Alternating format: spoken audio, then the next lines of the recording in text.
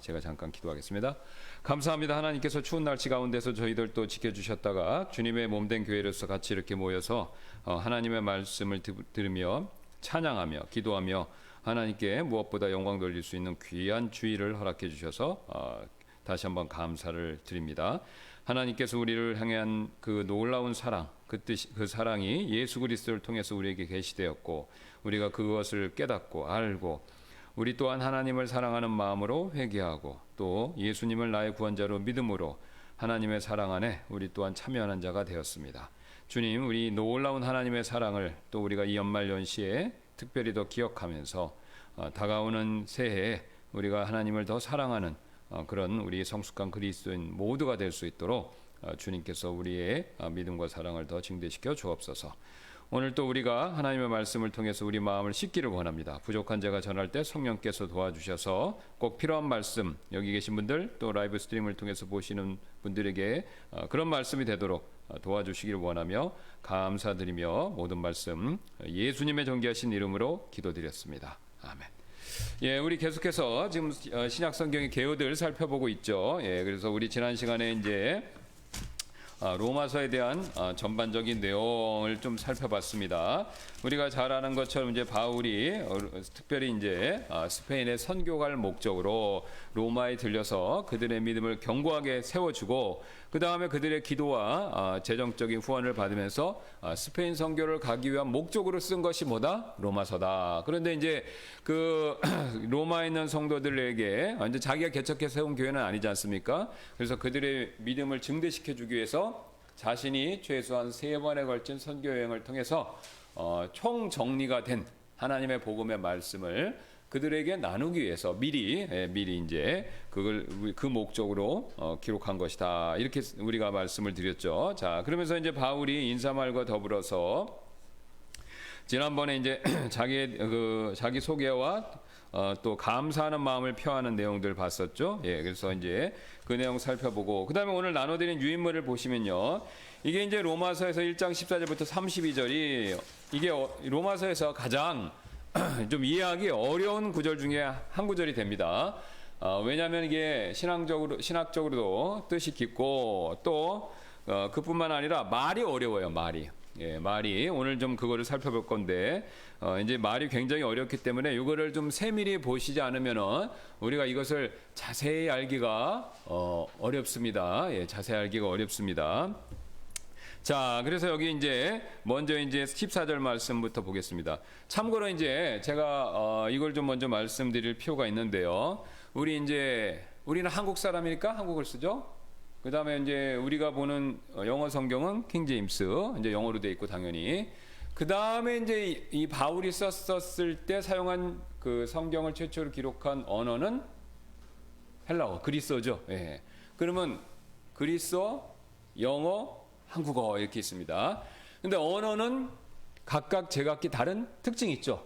예, 우리 교회 성도분들은 그걸 분명히 이렇게 체험하실 거예요. 왜냐하면 우리 교회에 다양한 또 국적과 언어를 쓰는 분들이 있어서 이렇게 이제 우리가 서로 의사소통을 하다 보면 뭐 영어를 능숙하게 한다, 서투르게 한다와 무관하게 그것도 관계가 있지만 이게 문화적으로 굉장히 다르기 때문에 이게 우리가 굉장히 오해 내지는 착각 이런 걸 할 때가 굉장히 많이 있습니다. 왜 그러냐면 이제 문화적인 차이도 있고 그것이 반영된 언어적인 차이도 있고 그래서 그렇습니다. 자, 그래서 그런 여러 가지 다양성 가운데 있는데 이제 그 중에 한 가지가 오늘 말씀드릴 내용이 뭐냐면 어순이에요. 어순. 영어 먼저 말씀드릴게요. 영어는 이쪽 끝에 있다고 생각하시면 됩니다. 영어는 어순에 따라서 뜻이 정해져요. 그래서 어순이 바뀌면 뜻이 흐트러집니다. 이게 영어의 특징. 그래서 여러분이 뭐 주어, 동사, 목적어 이걸로 돼 있죠. 근데 이거가 순서가 바뀌면은 사람 이름만 넣어보면은 굉장히 헷갈려져요. Kim loves 그 다음에 뭐 미숙 내 와이프니까. 예. 근데 이걸 갖다가 미숙을 앞에 놓고 킴을 넣으면은 주어하고 이게 목적어가 바뀌니까 뜻이 또 바뀌어요. 예. 자, 그런데 이쪽 끝에 있는 게 그리스어예요. 그리스어는요, 어순이 바뀌어도 이해하는데 거의 아무 문제가 없어요. 그 왜 그러냐? 이 그리스어는요, 단어가 있으면 앞에 접두어, 그 다음에 단어 끝에 전멸하고 있어. 이렇게 우리가 그 단어의 품사를 결정해주는 그 어떤 어근 어미 같은 것들이 붙잖아요. 예. 근데 이게 굉장히 발달되어 있습니다. 그래서 단어의 앞뒤로 그런 시그널들, 신호들을 주는 것들이 그러니까 접두어 전미어가 굉장히 발달되어 있어요. 그게 완전히 표같이 정형화되어 있어요. 그러니까 그걸 외우는 거 우리 뭐 굉장히 어려운데 어쨌든 뭐 그리스 사람들은 대단한 것 같아요. 그거를 막 하여튼 어렸을 때부터 해서 그런지 능수능란하게 다 바꿔가면서 이제 그걸 쓰는 건데 뭐 이제 쉬운 얘기를 하면 우리도 존칭은 우리나라 말이 굉장히 발달돼 있잖아요. 그래서 외국 분들이 제일 어려운 것 중에 하나가 뭐냐, 한국어 배울 때 이 존칭, 그죠? 예. 근데 우리는 뭐 굉장히 익숙하잖아요. 존칭을 쓸 때 이런 경우 남자인 경우 여자인 경우 뭐 어른인 중에서 또 굉장히 큰 어른인 경우 또 심지어는 왕한테 쓰는 말 완전히 뭐 이렇게 굉장히 발달돼 있는데 이게 이제 그것처럼 이게 그리스어도 그런 식으로 처음 단어 그러니까 어미하고 그 어두하고 어미하고가 굉장히 잘 발달돼 있습니다. 그러니까 이게 각각의 단어가 이게 품사가 뭔지 동사인지 뭔지를 정확하게 보여줘요. 그러니까 이게 왔다 갔다 해도 이해하는데 아무 문제가 없습니다. 자, 그 다음에 이제 우리 한국어는 딱 중간이에요. 그러니까 우리는 어순을 좀 바꿔도 말이 굉장히 잘 통해요. 그러니까 영어는 굉장히 고정돼 있고 그리스어는 완전히 자유롭고 한국은 중간이라고 보시면 돼요. 그래서 이게 언어상의 차이가 있는데, 자, 그러면 이제 이걸 왜 말씀드리냐? 그럼 바울이 처음에 썼을 때는 그리스어로 썼으니까, 헬라어로 썼으니까, 이거를 자유자재롭게 이렇게 썼단 말이죠. 그러니까 그러면 이 그리스어가 갖는 장점이 뭐냐면은, 이게 어순의 제약을 안 받으니까, 이 교차대꾸법 같은 게 가능해요. 그게 뭐냐면은, 내가 하고 싶은 말을 가운데 넣어요. 그 다음에 덜 중요한 말을 밖으로 넣습니다. 근데 그 강조하고 싶은 게 명사다. 그러면 주어하고 목적을 가운데 넣어요. 그 다음에 동사를 이쪽에 넣던가 또 부사를 넣던가 이런 식으로 쓰는 거예요. 그러니까 굉장히 이 언어가 시각적입니다. 그러니까 무슨 뜻이냐면 우리나라 옛날에 그 다 배워보셨죠? 시조 34, 34, 34, 35, 34 이런 것처럼 굉장히 그 위치에 따라서 놓는 것에 따라서 의미를 굉장히 강조할 수가 있어요. 그게 강릉 특징이에요. 근데 영어는 그게 어려워요.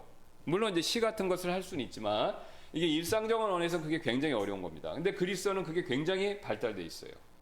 그럼 우리나라는 이제 중간이니까 왔다 갔다 하는데 그래도 뭐 우리도 이제 그런 용법을 쓰잖아요. 배고파 나는 뭐 그래도 뜻이 통합니다. 그죠? 예. 그럼 배고프다는 말을 먼저 얘기하는 거잖아요. 그죠? 예. 그러니까 그런 식으로 우리는 바꿔서 하고 싶은 말 먼저 넣는 게 중간치기고 그리스어는 굉장히 발달됐고 영어는 거의 어려워요. 이제 물론 도치어법이 있지만 발달된 형태는 아니다라는 거죠. 자, 그러면 이제 이게 처음에 바울이 이거를 그런 용법으로 딱딱 썼기 때문에 사도 바울이 이 로마 썼기 때문에 이 이제 킹제임스 우리는 이제 영어 킹제임스의 번역된 걸 보지 않습니까? 킹제임스 번역자들이 이제 옛날 이 그리스어 이런 걸 잘했단 말이죠. 예, 굉장히 능통했어요. 그러니까 뭐 바이올린 거 이상으로 뭐 3개, 4개씩 막 하고 그랬으니까 옛날 고어를 특히 우리로 치면 뭐냐면은 조선 시대 때 성리학자들이 한자 능통했던 거. 뭐 신라 시대 때 뭐 최치원이 글을 썼는데 당나라에서 이거 했다고 그러잖아요. 그죠? 예. 그래서 장원급제하고 그의 글이 뭐 해동 뭐더라? 예, 기억이 안 나는데 예, 거기서 최고의 글이다 이런 것처럼. 그러니까 뭐 신라 사람이지만 중국 사람 이상으로 글을 문어적인 일에 있어서는 잘 썼다는 거죠.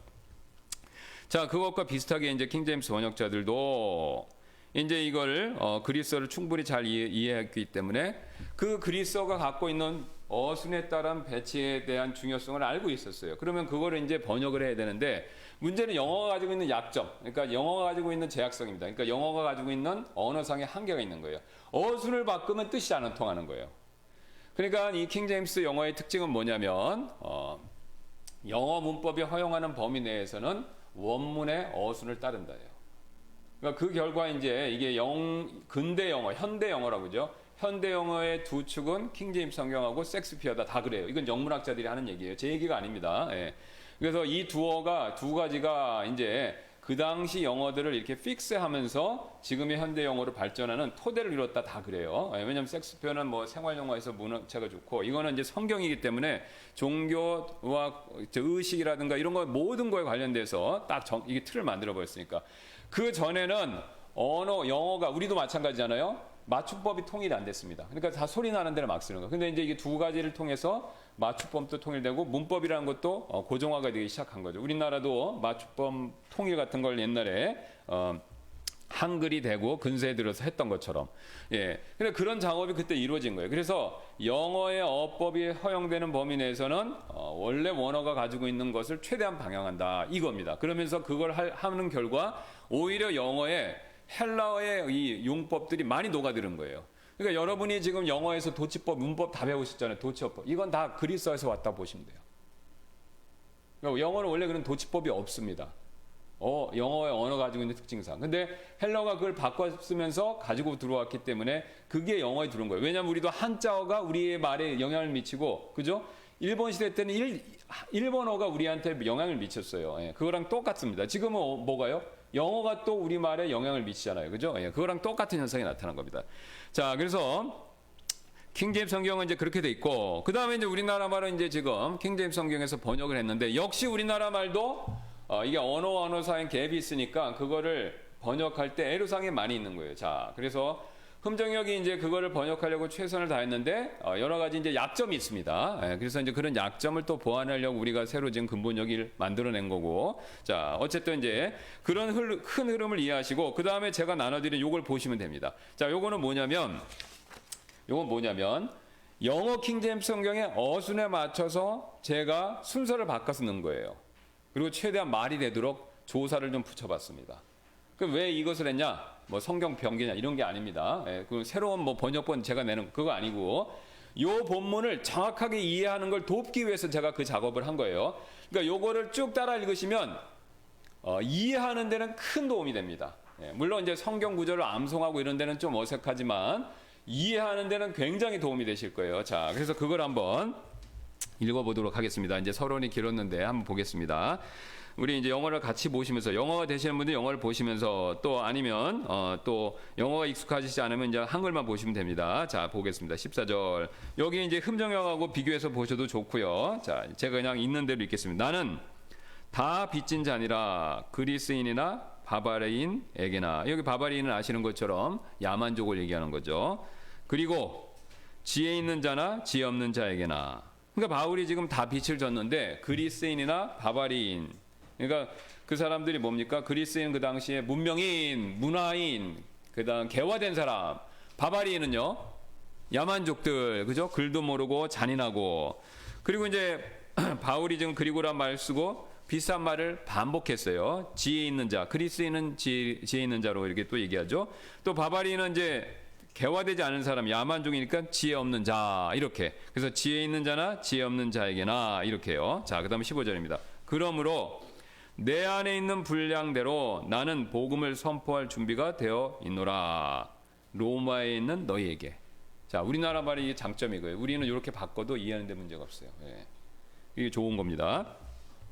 자, 그래서 지금 자기가 내 안에 있는 분량대로 나는 복음을 선포할 준비가 되어 있다는 겁니다. 로마에 있는 당신들에게. 여기서 이제 준비가 됐다라고 했을 때 준비는요, 원어상을 갖고 있는 그림은 뭐냐면 원한다, 굉장히 원한다, 이제 이거 정도 되겠습니다. 그런 의미가 있어요. 그래서 이게 이제 레디, 영어 킹제임스 성경은 레디로 되어 있는데 이 레디가 그 당시에는 준비됐다라는 뜻만 쓴 게 아니라 원한다라는 의미도 있었어요. 원한다, 원한다라는 의미가 있었습니다. 그 뒤에 다음에 기회가 있으면 설명드릴게요. 킹제임스 안에 그 용법이 나옵니다. 그래서 어쨌든 나는 복음을 선포할 준비 또는 원함이 있다 이겁니다. 로마에 있는 너에게. 그러면 16절입니다. 자, 그 다음부터 지금부터 좀 어려워요. 내가 왜 복음을 선포하기를 원하냐면, 제가 왜 이 말을 붙이냐면 여기 밑에 영어를 보시면 for가 있어요. 접속부사. 영어에서 접속부사 for, because는 굉장히 중요하죠. 예. 이유를 설명하는데 굉장히 중요한 힌트를 주는 부사인데, 접속부사인데, 이거를 이제 사도 바울이 여기서 엄청나게 많이 씁니다. 그러니까 이거를 잘 추적해야만 1장 14절부터 32절에 도대체 요점이 뭐냐. 예. 이거를 이 접속부사를 무시하고 이거를 읽지 않고 보면 절대로 이걸 이해할 수가 없습니다. 제가 이거를 엄청나게 많이 읽어봤어요. 예. 근데 이해를 못 하겠더라고요. 근데 왜 이해를 못 했는지 나중에 요 그리스어하고 킹제임스를 영어 킹제임스 같이 보니까 알겠더라고요. 이게 접속 부사를 빼서 그래요. 개역은 더 그렇고 흠정역도 이게 논란이 원래 처음에 번역을 할 때 이게 말이 나왔어요. 지금 영어 성경 킹제임스 성경 여기뿐만 아니라 특히 이제 바울은 이 접속 부사를 굉장히 많이 썼는데 이거를 번역을 할 거냐, 이걸 넣을 거냐 말 것이냐 이게 있는데, 근데 이거를 다 넣으면 읽힘성이 굉장히 떨어져요. 우리나라 말로는. 그러니까 읽힘성 때문에 성경이니까 또 이렇게 잘 읽혀야 되니까 그것 때문에 이제 그 흠정역에서는 많이 뺐습니다. 예, 많이 뺐어요. 근데 이제 우리 근본역에서는 그렇게 해보니까 문제가 있으니까 보완하는 차원에서 넣자 그래서 다 넣었어요. 하여튼 다 넣었어요. 예, 어색하더라도. 자, 그래서 그 차이인데 어쨌든.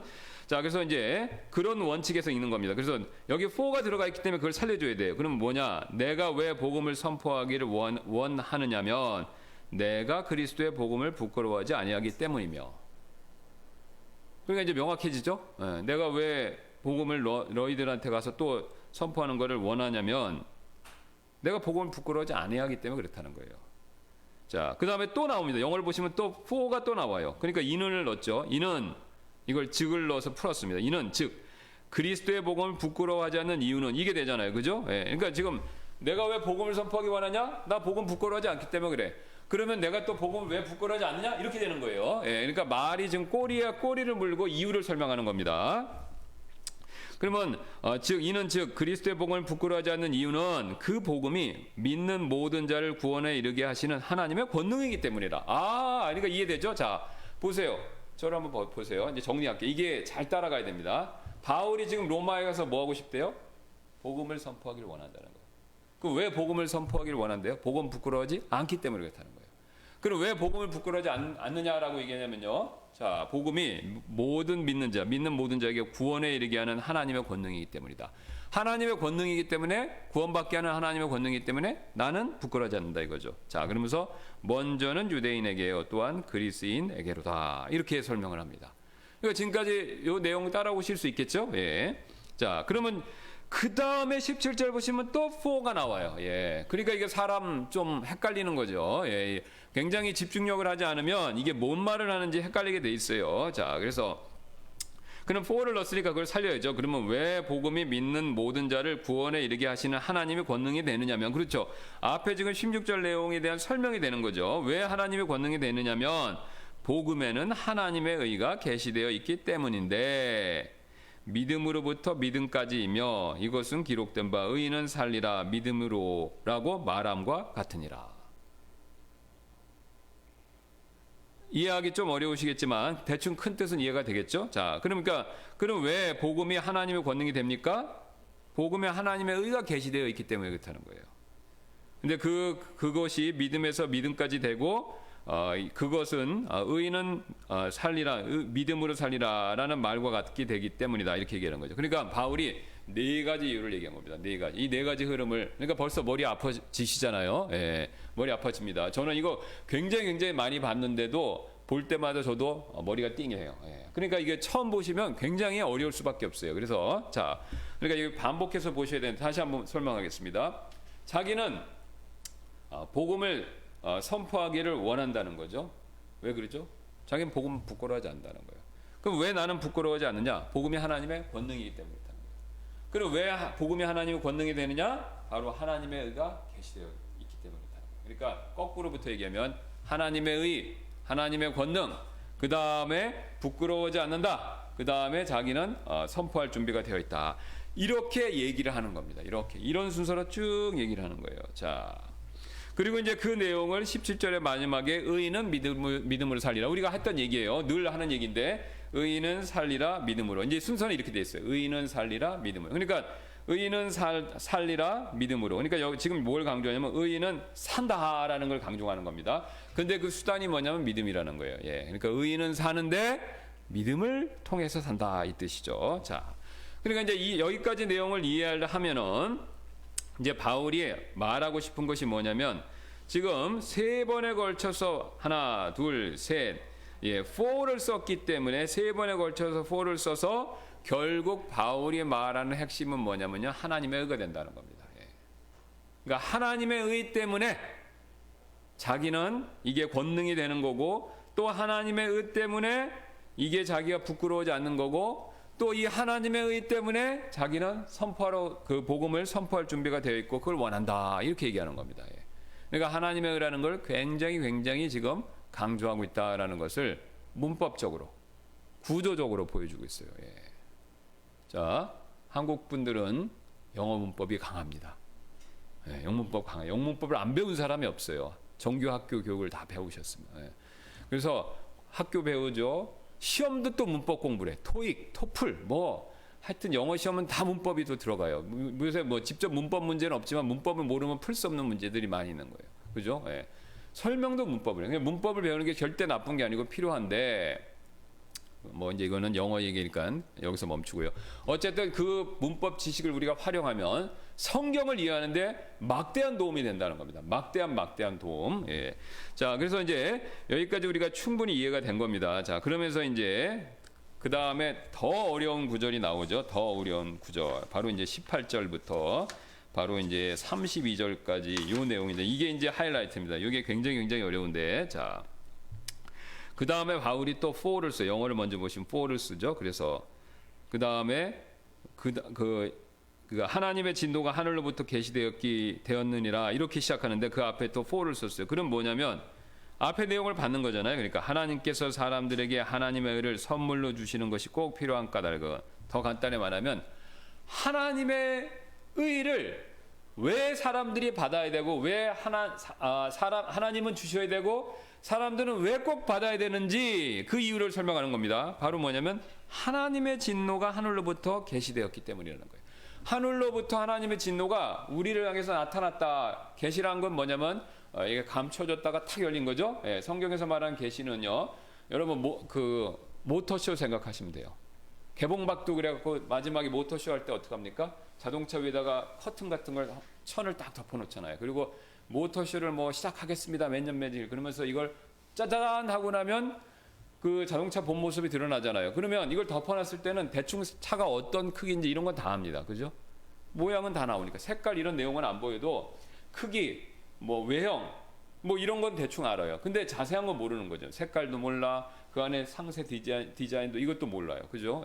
그런 걸 잘 모르기 때문에 대충만 아는데, 자, 계시라는 것은 이걸 탁 펼쳐갖고 탁 걷어내서 굉장히 상세하고 정확히 알게 된다라는 그런 의미가 있는 거예요. 그러니까 지금 이 내용을 살려서 이 본문 말씀 보면 하나님의 진노가 하늘로부터 이렇게 대충 감춰졌던 것이 있는데 이게 확 드러났다는 거예요.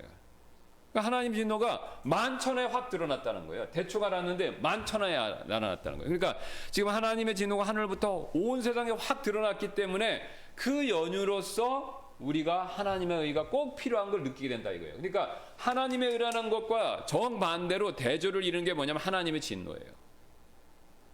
그러니까 이 하나님의 진노 때문에 하나님의 의를 우리가 꼭 알아야 된다는 겁니다. 하나님의 의가 필요하다는 거예요. 이 하나님의 진노 때문에. 자, 그러면 이제 이 하나님의 진노가 뭔지 설명하겠죠? 그러니까 이어서 자연스럽게 나옵니다. 그래서 하나님의 진노가 하늘부터 계시되었기 때문인데, 자, 그 다음에 영어 킹제임스 어순 따릅니다. 사람들의 모든 경건치 아니한 것과 불의를 대적하여 선이라. 그러니까 이 하나님의 진노가 하늘부터 계시되었는데 도대체 무엇 때문에 하나님의 진노가 하늘부터 나타나냐 이거예요. 뭐가 하나님이 기분 나쁘셔서, 뭐가 화가 나셔서 그러셨냐. 그게 방금 읽은 내용이죠. 사람들의 경건치 아니한 것과 불의. 그러니까 불경건과 불의 때문에 하나님의 진노하셨다는 거예요. 근데 그 진노가 하늘로부터 계시돼서 우리 모든 세상에 그게 다 명명백백하게 드러났다는 거예요. 그러니까 하나님의 진노를 모든 사람이 그 결과가 뭡니까? 안다는 거죠. 그러니까 사람들이 신자건 불신자건 하나님의 진노가 하늘로부터 딱 드러나서 모든 사람은 경험해서 그걸 안다는 거예요. 이 뜻입니다, 지금. 자, 그러면 이제 바울이 이 사람들이 불경건하고 불의를 대적하잖아요. 그러니까 그걸 행하는 사람들을 설명합니다. 그래서 영어로 이제 후로 봤잖아요. 이 사람들은 바로 불의 안에서 진리를 붙잡아 두고 있는 사람들이니라. 아, 이제 나오는 거죠.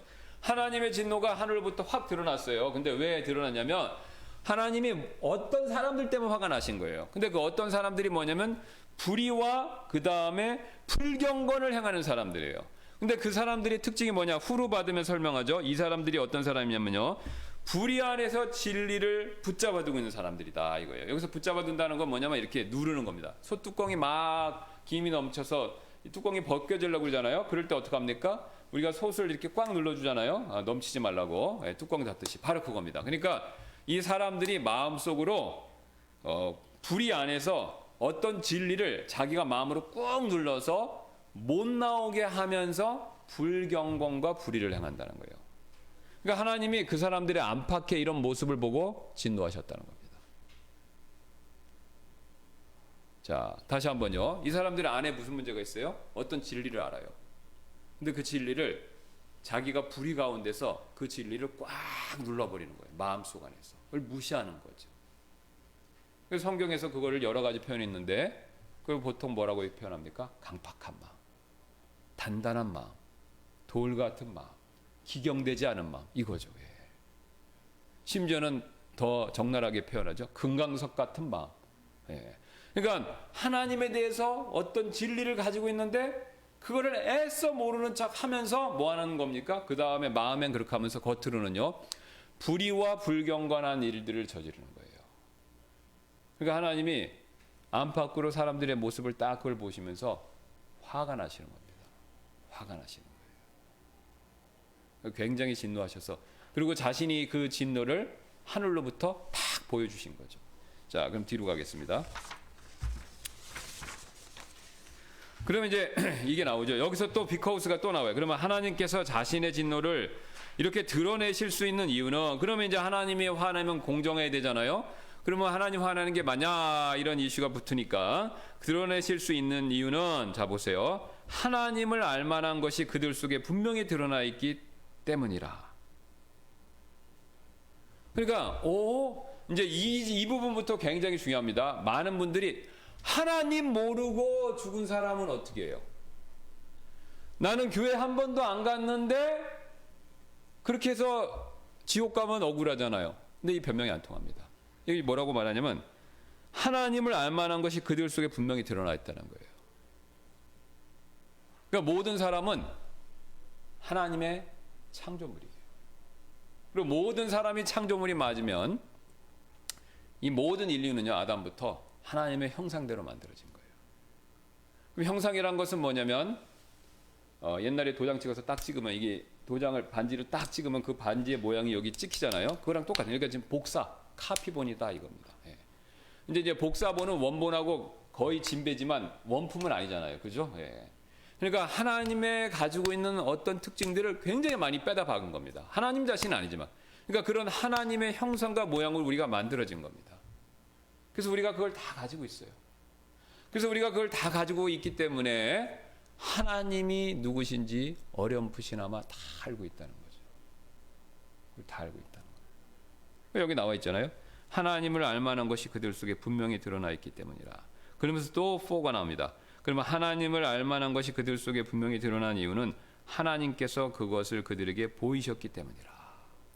그러니까 하나님이 다 가르쳐 주셔서 보이셨기 때문에 하나님을 알만한 것이 모든 사람 안에 있다는 겁니다. 근데 그걸 바울이 앞에서는 18절에 뭐냐면 진리라고 표현한 거예요. 진리. 그걸 우리가 신학적으로 뭐라고 표현하냐면 자연계시다 이렇게 표현하는 겁니다. 그러니까 하나님이 만드신 자연세계, 심지어는 인간 안에서도 하나님에 대한 지식이 있다는 겁니다. 하나님을 알 수 있다는 거예요. 그래서 하나님을 알 수 있는데 인간들이 자기 스스로도 하나님을 알고 하나님이 만드신 창조물을 보고도 하나님을 아는데 일부러 어떻게 한다고요? 그 하나님에 대한 지식을 꽉 누르면서 모르는 척하고 마음을 완악하게 하면서 어떻게 한다고요? 불의와 불경건한 행동을 한다라는 겁니다. 그러니까 하나님이 그걸 보고 화가 나신 거죠. 자, 그럼 쉬운 얘기가 뭐냐면 우리 영광이 찬양이 또 아기들 에스도도 있죠. 이제 아이들이 커서 하면 양심이 작동합니다. 어느 선부터, 그죠? 아이들이 알아요. 근데 아이들이 좀 커서 양심이 잘 작동해서 뭐가 해야 되는지 말아야 되는지 알면서도 그거를 일부러 하는 경우가 있어요. 그죠? 그럼 일부러 할 때 부모님은 어떻습니까? 아이고 이뻐라, 내 자식들 이러지 않죠. 화가 나요. 왜 그렇죠?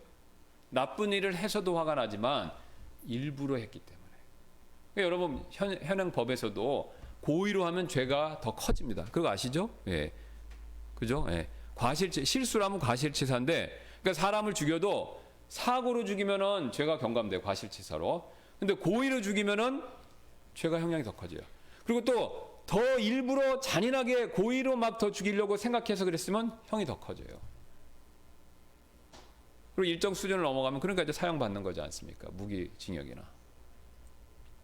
그러니까 일부러 하면 죄가 큽니다. 근데 하나님이 딱 우리 인간을 보시니까 전부 일부러 한다는 거예요. 전부. 일부러 하는 정도는 차이는 있는데, 그러니까 쉽게 얘기하면, 법적으로 얘기하면 인간은 하나님 앞에서 과실치사로 죄 짓는 경우는 없다는 거예요.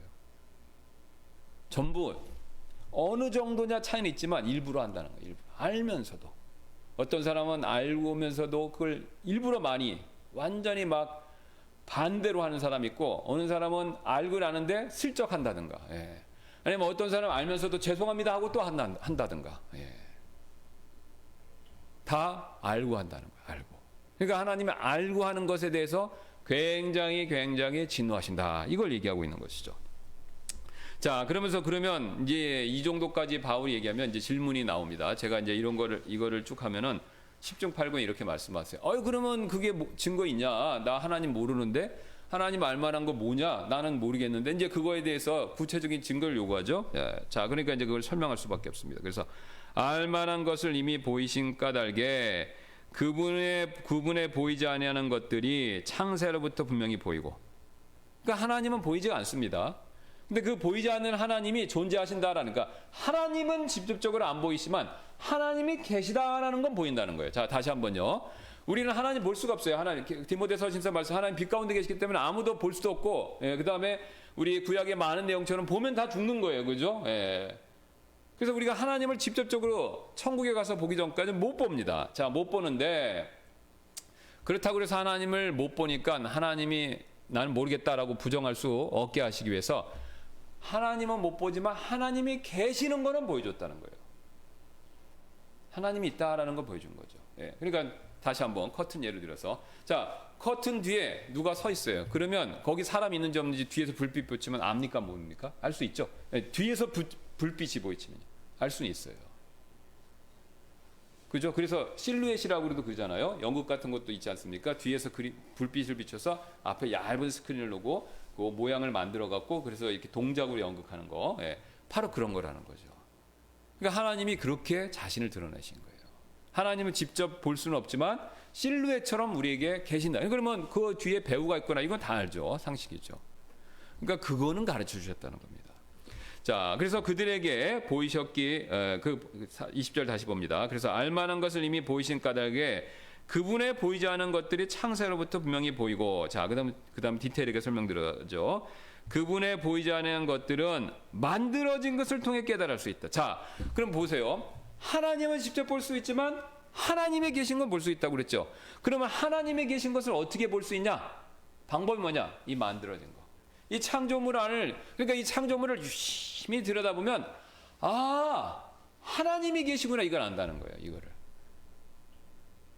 이걸 안다는 겁니다.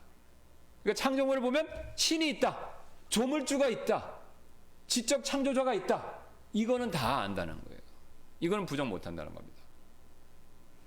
그러니까 이게 나중에 하나님이 심판대에서 심판하실 때 물어보는 심판의 근거 중에 하나인 거예요. 예수님 안 믿었으니까 지옥 가는 건 당연하고, 그 전에 하나님이 분명히 꼬치꼬치 물으실 거예요. 왜? 법정에 세상 법정도 죄에 대해서 정죄하려면요, 증거에 따라서 다 증거. 그래서 어떤 지금 요새 정치 재판은 뭐 3,000쪽 나온다잖아요. 그죠? 예? 그거 정확하게 하기 위해서 그런 거죠. 그 3,000쪽짜리를 3페이지로 하면 불공정하다고 그러지 않겠습니까? 예. 공소장이 3페이지, 아니 증거물이 3페이지예요. 3줄이에요. 그러면 그걸 누가 인정하겠습니까? 그러니까 3,000쪽을 하잖아. 그러니까 마찬가지로 하나님도 우리가 지옥에 가야 되는 판결에 대해서 아주 디테일하게 자세하게 내려주실 가능성이 높습니다. 자, 그러면 이제 그분의 보이지 않는 것들은 만들어진 것을 통해 깨달을 수 있는데, 그분의 보이지 않는 것들은 곧 영원하신 권능과 신격이다. 아, 그러니까 이제 이 만들어진 것 안에 하나님이 최소한 존재하신다, 이건 안다는 거예요. 그러면 그 존재하신다는 그게 뭐냐? 그게 바로 뭐냐면 그분의 영원하신 권능과 신격이다 이겁니다. 그러니까 하나님이 이 창조물을 만드신 그분의 능력 이거 알 수 있고, 신격. 자, 신격이란 것은 이해하기 쉽게 사람은 인격이란 말을 쓰는데 그거를 하나님께 비추면 인격이라고 쓸 수는 없잖아요. 하나님이. 그러니까 하나님께 그걸 쓰면 신격이다 이렇게 생각하시면 쉽습니다. 예. 그러니까 뭐냐? 만들어진 물건을 보면 그분의 하나님의 능력하고 그 다음에 하나님의 어떤 분이신지 그분의 인격, 좀 쉬운 말로 하면 인격을 알 수 있다는 거예요. 자, 이거는요 우리가 쓰고 있는 이 만들어 놓은 모든 물건 가운데서 다 드러납니다. 그죠? 이거 핸드폰 이거 만든 사람 이거 누가 만들었는지 이 사람의 능력 나오죠? 이거 쓰다 보면 신기하지 않으세요? 이거 굉장히 머리 많이 썼구나. 그죠? 이거 설계하고 이걸 다 그린 거잖아요. 그 다음에 이 전자제품 이걸 다 만들었잖아요. 그러니까 이거 만든 사람들의 능력 알죠? 그 다음에 이게 디자인하는 거 보면 사람마다 틀려요. 그러면 이 디자인할 때 이게 남성께 있고 여성께 있고 막 여러 종류가 있지 않습니까? 그러면 그게 벌써 만든 사람은 이게 사람은 남자를 생각해서 여자를 생각해서 학생을 생각해서 이렇게 다 이 사람의 의도를 파악하는 거죠. 예. 자, 우리가 일상생활용품은 비슷한 걸 막 찍어내니까 이걸 잘 못 느낄 수 있는데 여러분이 이제 예술품으로 가면 명확히 알 수 있어요. 예. 그러니까 음악이나 미술용품 가면요 사람들이 그걸 명확히 합니다. 그러니까 대표적으로 미켈란젤로 거기서 다비드상 보신 적 있으시죠? 대리석으로 만들었는데 자세히 보면 여기 핏줄까지 보이잖아요. 핏줄까지만. 그거 대단하잖아요. 그죠? 예. 그걸 어떻게 만들었냐. 옷자락이 사람 진짜 옷자락같이 이렇게. 예.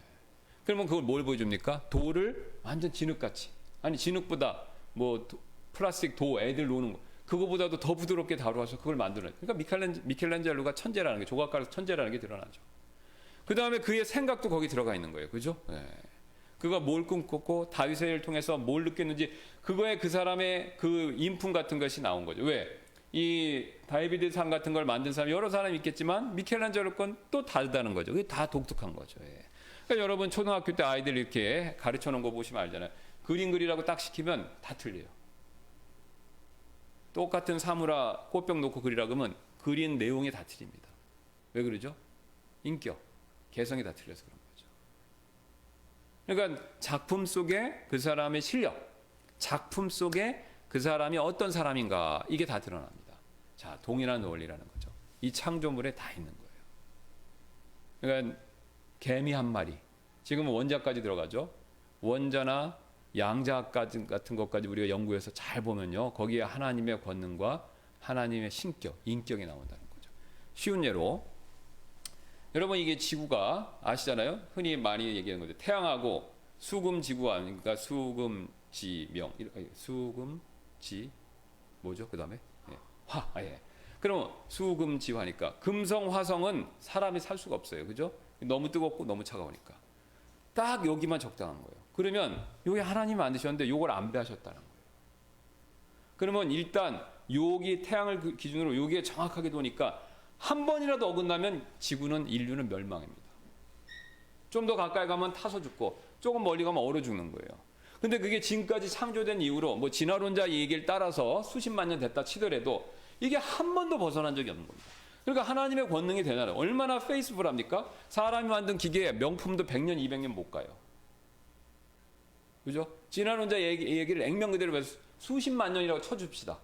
그럼 수십만 년 동안 이게 계속 도는 거예요. 한 번도 실수하지 않고. 한 번이라도 실수했으면 지구는 멸절입니다. 그러니까 하나님의 권능, 그러면 하나님의 신실함이잖아요. 그죠? 그러면 창조주가 만들었으면 창조주는 인격을 갖고 있는 창조주니까. 예? 그러면 인격을 갖고 있는데 그분이 아이 귀찮아 그만 돌리자 이렇게 안 했다는 거죠. 그리고 아유 이거 못된 것들 없애자 이렇게 안 했다는 겁니다. 굉장히 신실하다는 거예요. 굉장히 신실한 거예요. 그리고 굉장히 사랑이 넘친다는 거죠. 그러면 여러분 보세요. 우리가 흔하게 지나가는 접하는 이런 과학적 지식 하나 가운데서도 하나님의 권능과 신격이 엄청 녹아나 있는 걸 우리가 발견할 수 있어요. 그러면 저를 보세요. 저와 여러분만 똑똑해갖고 이런 걸 아는 겁니까? 그거 아니죠. 과학자들은 더 알아요. 모든 사람이 이걸 다 알아요. 근데 앞에서 말한 것처럼 어떻게 하고 있습니까? 이거를 애써 이 지식을 일부러 외면하는 것뿐입니다. 그러니까 불의 가운데서 이 아는 지식을 억누르고 있는 거예요. 그러니까 몰라서 그런 게 아니라 알면서 일부러 안 한다는 거죠. 그래서 하나님이 아까 말씀드렸던 것처럼 그것에 대해서 굉장히 분노하신다는 거예요. 자, 여러분 우리가 이걸 알면요. 이 부분을 우리가 이거를 굉장히 생소하실 수도 있어요. 자, 그러면 왜 생소하냐? 이게 우리가 이런 교육을 안 받아서 그렇습니다. 학교에서는 정반대, 우리가 다니는 학교가 크리스찬 스쿨들이 아니잖아요. 저를 포함해서. 그러니까 정반대로 가르치는 거예요. 이 세상은 범신론적이다. 아니면은 뭐 이 세상은 진화론적이다. 아니면 이 세상은 불가지론적으로 아무것도 모른다. 그런 얘기만 배우고 나도 좋아하지도 않지만 막 외우고 시험 보니까 내 머릿속에 프로그래밍이 된 거예요. 그러니까 이런 얘기를 들으면 어색한 겁니다. 받아들이지를 않는 거예요. 왜? 이미 안에 딴 게 가득 차 있으니까. 근데 성경은 이렇게 말씀하시는 거예요. 그러니까 우리가 어렸을 때부터 이런 아이들이 배우면 뭐 이것도 자연스러운 겁니다. 그러니까 최소한 200년 전에 서구 세계, 특히 유럽 국가에서는요, 기독교니까 이런 걸 바탕으로 교육을 했어요. 그러니까 그 가운데서 크리스찬 과학자들도 얼마나 많이 나옵니까? 우리가 아는 벨, 몰스, 이런 사람 다 크리스찬이에요. 예. 뉴턴도 이신론자이긴 하지만. 그래서 우리가 이제 세상에 바뀌어서 이런 것뿐인데 어쨌든 하나님이 우리에게 이 모든 내용을 이미 프로그램하고 가르쳐 주신 겁니다. 그러니까 우리가 이거를 알고 이해하고 있으면요, 우리가 우리 자신을 생각해보고 또 복음을 전할 때 굉장히 유리합니다. 그러니까 막 처음에 만났을 때 하나님 막 설명하실 굳이 그러실 필요 없어요. 다 알고 있어요. 하나님의 존재에 대해서. 근데 일부러 모르는 척하고 있는 것뿐입니다. 그래서 여기까지 오늘 일단 하고 다음 시간에 하도록 하겠습니다. 자, 기도하고 마치겠습니다. 감사합니다. 하나님께서 오늘도 우리에게 이 사도 바울의 말씀을 통해서 하나님께서 우리에게 이미 하나님을 아는 모든 것들을 보여주셨고 단지 우리가 그것을 일부러 모르는 척하면서 하나님의 요구하시는 바에 따라 살지 아니하고 불의 가운데서 불경건하고 불의한 삶을 산다라는 것을 다시 한번 가르쳐 주셨는데 우리가 이 말씀에 근거해서 내 자신을 점검해보고 또 다른 분들에게 복음을 전할 때도 이 사실에 근거해서 우리가 하나님의 말씀 예수 그리스도의 복음을 전하는 저희가 되도록 하나님께서 저희들을 더 지혜롭게 만들어 주옵소서. 이 시간 후에 있을 우리의 예배 시간에도 하나님께서 큰 은혜 가운데서 도와주시기 원하며 감사드리며 모든 말씀 예수님의 존귀하신 이름으로 기도드렸습니다. 아멘. 네, 마쳤습니다.